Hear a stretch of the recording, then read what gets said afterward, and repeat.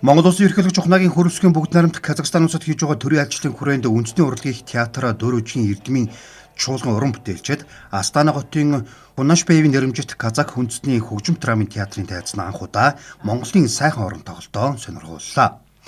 Тоглолтыг соёл спорт аялал жуулчлал залуучуудын сайд Алдарч Чухлан, Казахстан улсын соёл мэдээллийн сайд Айда Балавинаар нээлээ.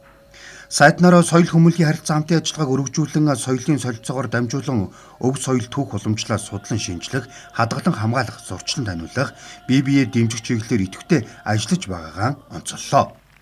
Уран бүтээлчид ЮНЕСКОгийн хүн төрөлхтний соёлын бие тус үеийн төлөөллийн жагсаалтанд бүртгэгдсэн морин хур, хөөми зэрэг Монгол ардны урлагийн төрөл бүрийн шилдэг бүтээлүүдээс толилууллаа.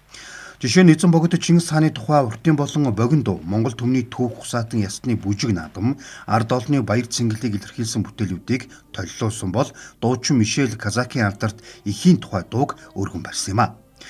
Тоглолтын үеэр Монгол орны соёл аж ахуй нүүдэлчин амьдралын онцлогийг харуулсан Монголын сайхан орон гэрэл зургийн болон морин хурын үзэгслэн Чингис хаан, Зүч хаан, Сүбэдэ жанжин зэрэг Монгол хаадын хөрөг бүхий их хаад уран зургийн үзэгслэн толилуулжээ.